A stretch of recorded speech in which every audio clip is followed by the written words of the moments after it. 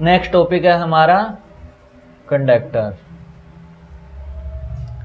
Conductor के बारे में स्टार्टिंग में हमने पढ़ लिया था, जिसके पास फ्री इलेक्ट्रॉन बहुत ज़्यादा होते हैं, जो इलेक्ट्रिसिटी को इजीली कंडक्ट करता है, वो हमारा कंडक्टर होता है। ये सारी चीज़ें हमने कैलकुलेट की थी। अब वही बातें हम यहाँ पर कुछ प्रॉपर्टी लिख रहे हैं कंडक्टर की, जो हमारे न्यूमेरिकल्स में काम आएंगी। सबसे पहली प्रॉपर्टी है कि कंडक्टर के पास large number of free electron होते हैं। ये हम पहले भी पढ़ चुके हैं। कंडक्टर उसी मटेरियल को कहते हैं जिसके पास नंबर ऑफ फ्री इलेक्ट्रॉन बहुत ज़्यादा हो। सेकंड बात, अगर हम इलेक्ट्रोस्टैटिक्स की बात करें, करंट इलेक्ट्रिसिटी वगैरह वहाँ पर नहीं जाएंगे। अगर इलेक्ट्रोस्टैटिक कंडीशन हो, उस कंडीशन में surface of conductor to be taken as equipotential surface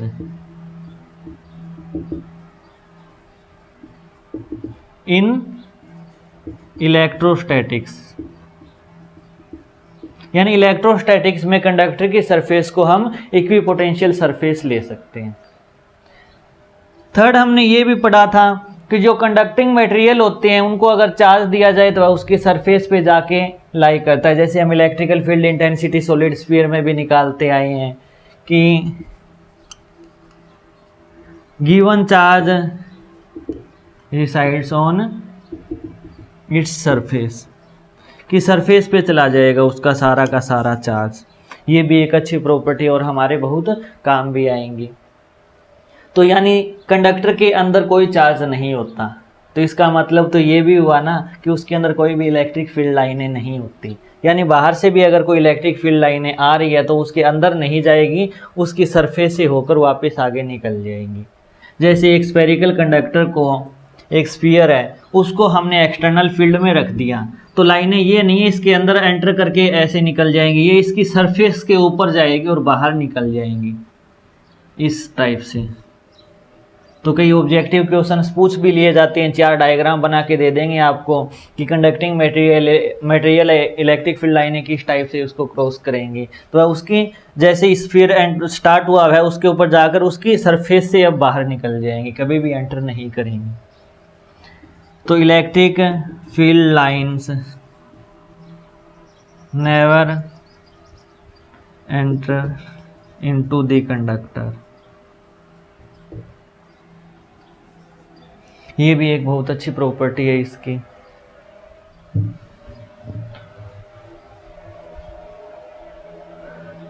अब एक बात ये है कि जब भी कंडक्टर को ग्राउंड किया जाएगा, यानी ये कंडक्टिंग मटेरियल है, जैसे ये सरफेस दे दी, इसको हमने अर्थिंग कर दिया, यानी अर्थ के साथ जोड़ दिया, तो अर्थ का पोटेंशियल हम 0 मान के चलते हैं।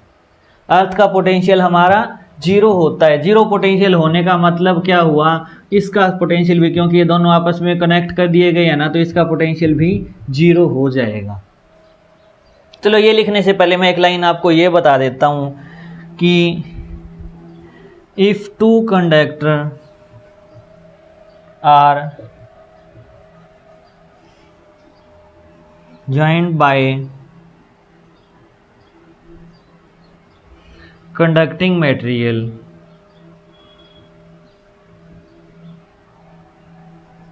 then their potential become equal। कहने का मतलब, 2 कंडक्टिंग स्फीयर को एक कंडक्टिंग वायर के साथ मैं कनेक्ट कर दूंगा ना, तो हम यही मानेंगे कि दोनों का पोटेंशियल हमारा सेम हो गया, और ये बात हमें बहुत ज़्यादा काम आएगी न्यूमेरिकल्स में। और नेक्स्ट जो चैप्टर हमारा कैपेसिटर है वहाँ पर तो इसका बहुत ज़्यादा यूज़ होगा। आज भी हम कुछ न्यूमेरिकल्स करेंगे, उनमें इस बात का बहुत बड़ा रोल है, तो ये बात भी हमें ध्यान रखनी है। अब इसी का ही एक एक्स्ट्रा मैं वर्जन मानो, इसका ही अपडेट वर्जन, कि अगर मैं कंडक्टर को अर्थिंग कर दूं, अर्थिंग का मतलब V0, ये बात रख लो, क्योंकि अर्थ का पोटेंशियल हम 0 मान के चलते हैं। तो जिस भी कंडक्टर को हम अर्थ के साथ कनेक्ट कर देंगे तो अर्थ का पोटेंशियल 0, तो दोनों का सेम पोटेंशियल, मतलब उस कंडक्टर का पोटेंशियल भी 0 हो जाएगा। तो और सातवीं प्रॉपर्टी इसकी क्या होगी, हम ये भी कह सकते हैं कि इलेक्ट्रिक फील्ड लाइनें एंट्री नहीं करी, जहाँ इलेक्ट्रिक फील्ड लाइनें नहीं होती वहाँ पर इलेक्ट्रिकल फील्ड भी नहीं होता ना। और ये हमने प्रूफ भी कर लिया है कि कंडक्टर के इनसाइड कभी भी इलेक्ट्रिकल फील्ड नहीं होगा, यानी ई इनसाइड ऑफ ए कंडक्टर हमेशा 0 होता है। और एक कंडक्टिंग स्फीयर है, उसके बहुत ज़्यादा क्लोज अगर मैं पॉइंट लूँगा, यानी electric field very close to the conducting surface, यानी कंडक्टिंग सरफेस के बहुत ज़्यादा नज़दीक कोई पॉइंट लिया जाएगा तो वहाँ पर इलेक्ट्रिकल फील्ड इंटेंसिटी की वैल्यू होगी हमारी sigma by epsilon not an cap, यानी उस सरफेस के नॉर्मल डायरेक्शन के अंदर सिग्मा बाई एप्सिलॉन नॉट होगी। ये बातें हमें याद रखनी है और इन्हीं बातों पे आज हम कुछ न्यूमेरिकल सोल्व करेंगे और इसी के साथ चैप्टर की भी समाप्ति हो जाएगी। यानी ये 8 प्रॉपर्टी बहुत इंपॉर्टेंट प्रॉपर्टी है कंडक्टिंग मटेरियल के लिए। ये सारी की सारी बातें हमें याद रखनी है और हमारे न्यूमेरिकल्स में काम भी आएंगी।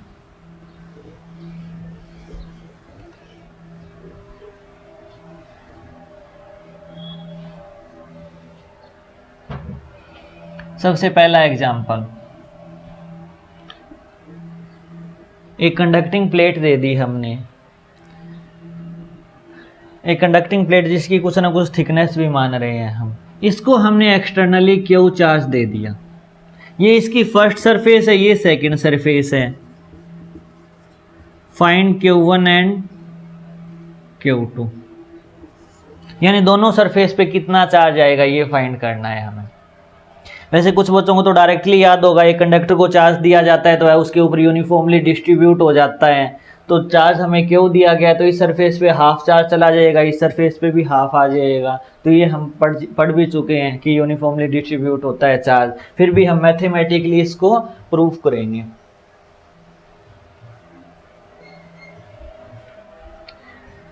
सपोज इस साइड आ गया x चार्ज और इस साइड कितना आ जाएगा Q माइनस एक्स बच जाएगा कि Q चार्ज हमने टोटल एक्सटर्नल दिया।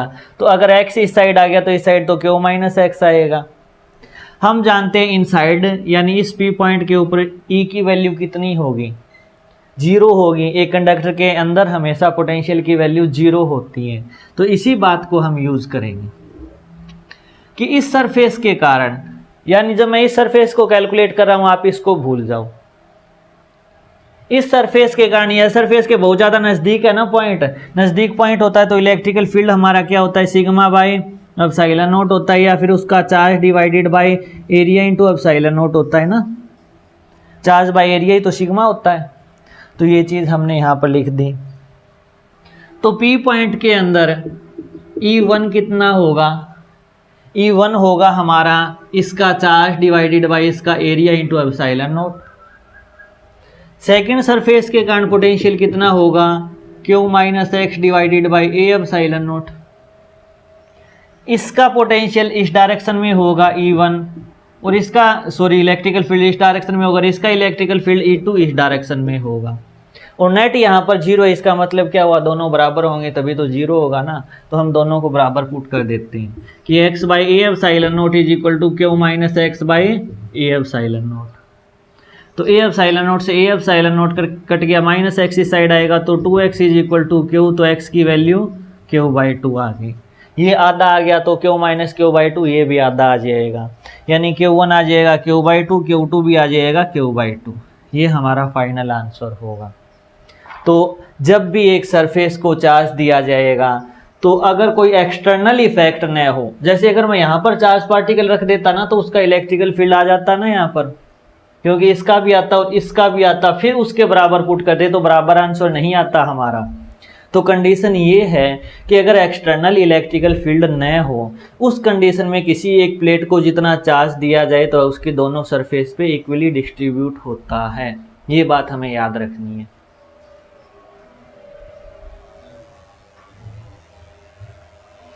सेकंड एग्जांपल देखो इसका,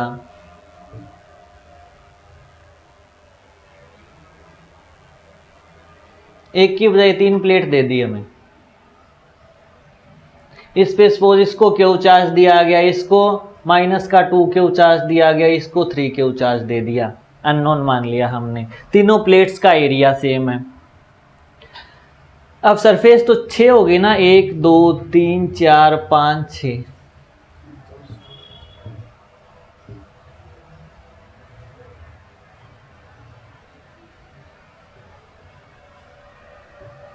हर सरफेस पे चार्ज कैलकुलेट करो। ये कब की कंडीशन थी, आप ये मत समझना कि क्यू चार्ज है तो आधा इस साइड आ गया आधा इस साइड आ गया, -2Q है तो -Q हो गया। यहाँ पर एक्सटर्नल फील्ड आ रहा है, सिर्फ और सिर्फ इस प्लेट का फील्ड नहीं है। और ये कंडीशन कब थी, जब और एक्सटर्नल चीजें गायब थी, तब जाकर हमने 50-50 डिवाइड किया था। अब इस कंडीशन में हम क्या करेंगे, और बहुत इंपॉर्टेंट है हमारे कंपटीशन एग्जाम के लिए ऐसे न्यूमेरिकल्स। पहले इसकी टोटल प्रोसेस देखेंगे, फिर इसकी एक शॉर्ट ट्रिक भी है। प्रोसेस पहले ये है कि सपोज इस साइड में x चार्ज मान लूंगा, तो इस साइड कितना आ जाएगा, Q माइनस एक्स आ जाएगा ना। और इस पॉइंट के ऊपर पोटेंशियल कितना होगा, P पॉइंट के ऊपर पोटेंशियल नहीं sorry electrical field. Electric field की वैल्यू तो 0 होगी ना, क्योंकि कंडक्टर के अंदर हमेशा इलेक्ट्रिकल फील्ड 0 रहता है। यहाँ की इलेक्ट्रिकल फील्ड लाइनें आएंगी, यह ऊपर सरफेस से ही चली जाएगी, इसके अंदर एंटर नहीं करेगी। चाहे कंडीशन हम कुछ भी कर दें, कभी भी एक कंडक्टिंग मटेरियल के अंदर इलेक्ट्रिक फील्ड लाइनें नहीं पहुँच पाएगी एक्सटर्नली। तो अंदर हमेशा इसका इलेक्ट्रिकल फील्ड 0 होता है। वो बात अलग है, यहाँ पर मैं अगर अंदर भी चार्ज पार्टिकल रख देता तो 0 नहीं होता। अगर अंदर कोई चार्ज पार्टिकल नहीं है ना, तो कभी भी इसके अंदर इलेक्ट्रिकल फील्ड लाइनें एंटर नहीं करेंगी। तो बहुत काम की प्रॉपर्टी है ये हमारी। तो P पॉइंट पे हम इलेक्ट्रिकल फील्ड कैलकुलेट करेंगे, और हमें पता है इलेक्ट्रिकल फील्ड P पे क्या होगा, 0 होगा। हम इस डायरेक्शन को पॉजिटिव मानेंगे और इस डायरेक्शन को नेगेटिव मानेंगे, ताकि IJ वाला लफड़ा ही खत्म हो। तो E एट P कितना होगा, फर्स्ट सरफेस के कारण x है तो उस डायरेक्शन में होगा ना, तो कितना आएगा, x divided by A epsilon not. Q minus x हम इस साइड मानेंगे। आप ये मत सोचना कि सर ये नेगेटिव आंसर भी तो आ सकता है ना। हम जब तक नेगेटिव डिफाइन नहीं करेंगे तब तक हम हर चीज़ को पॉजिटिव मान के चलेंगे। तो माइनस का Q minus x divided by A epsilon not. अगर आप इसको टोटल नेगेटिव मान ही लेते तो नेगेटिव के कारण उसी डायरेक्शन में होता, तो यहाँ नेगेटिव लग जाता, यहाँ पॉजिटिव लग जाता, आंसर तो नेगेटिव ही आता ना। तो ज़्यादा कन्फ्यूजन मत क्रिएट करना दिमाग में, जो है वैसे ही चलने दो। फिर इस सरफेस को आप तोड़ने की कोशिश मत करना कि यहाँ पर x2 आ जाएगा, यहाँ पर -2Q माइनस एक्स आ जाएगा, x2 आ जाएगा। टोटल इफेक्ट तो उसका उतना ही होगा ना, क्योंकि डिस्टेंस पे तो डिपेंड ही नहीं कर रहा कि इसके कारण अलग होगा और इसके कारण अलग होगा। नेट चार्ज तो इसका कितना है, -2Q है, तो -2Q का इफेक्ट लिख देंगे। तो नेगेटिव के कारण इफेक्ट उसी डायरेक्शन में होगा ना, वह अपनी तरफ अट्रैक्ट करेगा, तो वो डायरेक्शन हमारी पॉजिटिव है। तो माइनस का 2Q divided by A epsilon not. फिर वो 3Q जो चार्ज है वह क्या होगा, इस डायरेक्शन में धकेलेगा उसको, तो कितना आएगा, 3Q divided by A epsilon not. Sorry ये पॉजिटिव ही आएगा, क्योंकि इलेक्ट्रिकल फील्ड में हम हमेशा मैग्नीट्यूड पुट करते हैं। तो -2Q मैग्नीट्यूड का मतलब यहाँ पे 2Q ही पुट किया जाएगा, और नेगेटिव है इसी कारण तो उसका फील्ड उस डायरेक्शन में गया। अगर हम डबल नेगेटिव लगा देते तो इसका मतलब डायरेक्शन हमारी उल्टी हो जाती। तो इलेक्ट्रिकल फील्ड और फोर्स के फॉर्मूले में हमेशा मैग्नीट्यूड पुट किया जाता है। तो अगर इस बात को मैं इकट्ठी बोलना चाहूँ तो P पॉइंट के ऊपर इलेक्ट्रिकल फील्ड फर्स्ट सरफेस के कारण इस डायरेक्शन में होगा, तो Q by x by A epsilon not हमने पॉजिटिव लिख दिया। इस सरफेस के कारण इस डायरेक्शन में होगा तो नेगेटिव लिख दिया। इसके कारण इस डायरेक्शन में होगा तो हमने पॉजिटिव लिख दिया। इसके कारण उस डायरेक्शन में होगा तो हमने नेगेटिव लिख दिया। और हम जानते हैं कि नेट इलेक्ट्रिकल फील्ड तो 0 होता है ना हमारा, तो A एप्सिलॉन नॉट का तो चक्कर ही खत्म हो गया, क्योंकि कॉमन लेके 0 के बराबर पुट हो ही जाएगा। तो x minus Q plus X आ गया, प्लस का 2Q माइनस का 3Q इज इक्वल टू 0।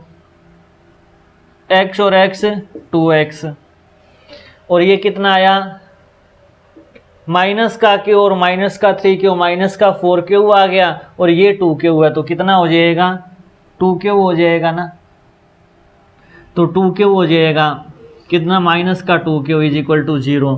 तो x की वैल्यू क्यू के बराबर आ गई, यानी सारा का सारा चार्ज फर्स्ट सरफेस पे आ जाएगा, सारा का सारा चार्ज फर्स्ट सरफेस पे आ जाएगा। अब आप ये मत सोचना कि सर ऐसे कैसे पॉसिबल हो सकता है, पॉसिबिलिटी है। अगर कोई और चार्ज होता तो और हमारा आंसर आ जाता। ये आंसर हमारा 100% राइट है। आप ये मत सोचना कि सर आप तो कह रहे हो कि क्यों चार्ज दे दिया, सारा का सारा इस साइड आ गया, इस साइड तो कुछ गया ही नहीं, नहीं जा सकता। ये भी एक कंडीशन हमारी पॉसिबल हो सकती है। तो हमारा इस साइड कितना चार्ज आया, क्यों चार्ज आया, तो इस साइड 0 चार्ज जाएगा, 0 चार्ज जाएगा। तो इंडक्शन के कारण 0 कितना इंड्यूस कर सकता है इस साइड। अगर ये प्लस x होता तो यहाँ पर माइनस x प्रोड्यूस करता है ना। इंडक्शन की एक प्रॉपर्टी होती है, कंडक्टिंग मटेरियल है तो इंडक्शन को तो फॉलो कर ही करेगा। तो 0 है तो यहाँ पर 0 आएगा, तो सारा का सारा -2q इस साइड चला जाएगा। अब -2q कितना इंड्यूस कर सकता है, प्लस का 2q इंड्यूस कर सकता है। टोटल 3q था तो इस साइड q चला गया। तो ये हमारा बाद में एक्सप्रेशन होगा। तो इस टाइप से हमें वैल्यू सोल्व करनी है।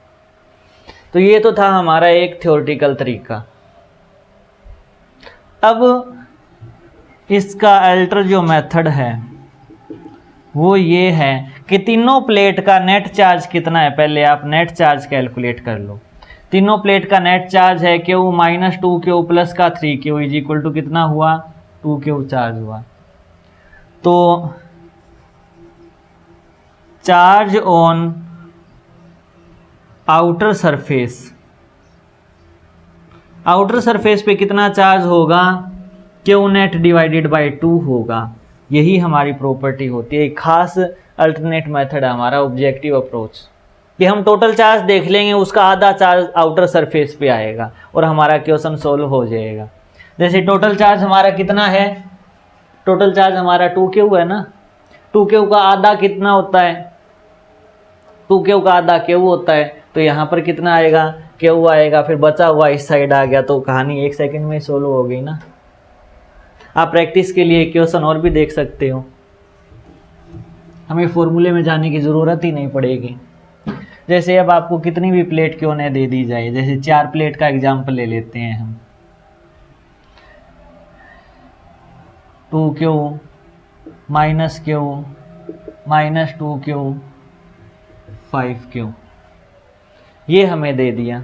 अब पूछ लिया चार्ज कहाँ कितना होगा, तो आप इस बात को याद रखो। नेट चार्ज बताओ कितना होगा, 2 से तो 2 कैंसिल हुआ, ये 4Q चार्ज हुआ ना नेट, और 4Q का आधा कितना होता है, 2Q होता है। तो 2Q इस साइड आ जाए। खैर एग्जाम्पल हमारे सेम ही चल रहे हैं तो थोड़ा सा चेंज कर देते हैं कि 3Q हो गया। आप कैलकुलेट करो आप कि 2 -2Q 3Q, तो नेट चार्ज हमारा कितना आया, Q नेट हमारा 2Q चार्ज आया ना।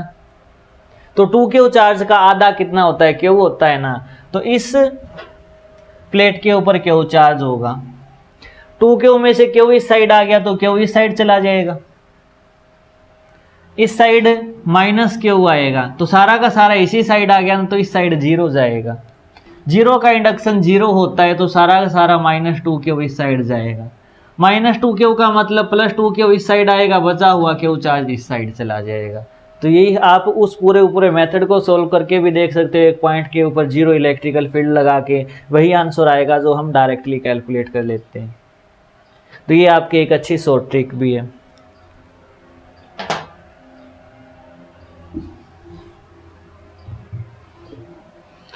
अब बात करेंगे इसमें, एक वो तो हमने निकाल ही लिए थे कि इस पॉइंट के ऊपर नेट इलेक्ट्रिकल फील्ड कितना होगा, पॉजिटिव है तो अवे होगा, नेगेटिव है तो इसकी तरफ होगा। तो ये सारी चीज़ें हम कैलकुलेट करते पहले ही आए हैं, तो बाहर वाले पॉइंट की तो बात नहीं करेंगे। अब हमारा नया टॉपिक ये है कि आउटर सरफेस पे क्या चार्ज डिस्ट्रीब्यूशन होगा।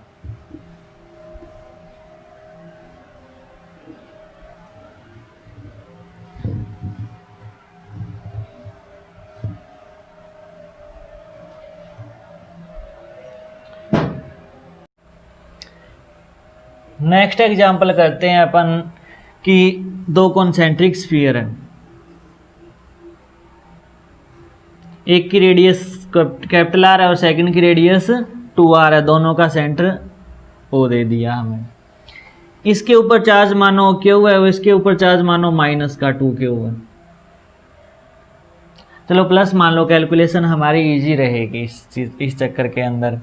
अगर मैं इन दोनों को एक कंडक्टिंग वायर के साथ कनेक्ट कर दूं तो बाद में बताना है कंडक्टिंग वायर के साथ कनेक्ट करने के बाद जब ये इक्विलिब्रियम कंडीशन में सेट हो जाएगा तो फाइनली अंदर वाली सरफेस पे और बाहर वाली सरफेस पे कितना कितना चार्ज आएगा, ये कैलकुलेशन करनी है हमें। वैसे कुछ बच्चों को तो डायरेक्ट भी पता होगा कि अगर कॉन्सेंट्रिक स्फीयर होता है तो अगर उन्हें कनेक्ट कर दें तो सारा का सारा चार्ज आउटर सरफेस पे आ जाता है, इनर सरफेस पे कभी भी चार्ज नहीं बचता। यह भी कंडक्टर की एक प्रॉपर्टी होती है कि हमेशा आउटर सरफेस पे सारा चार्ज चला जाएगा तो टोटल चार्ज बाहर वाली सरफेस पे आ जाएगा। बट हम मैथमेटिकली इसको भी कैलकुलेट करेंगे।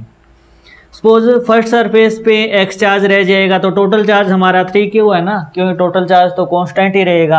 अगर अंदर x है तो बाहर कितना रहेगा, 3q माइनस x रहेगा।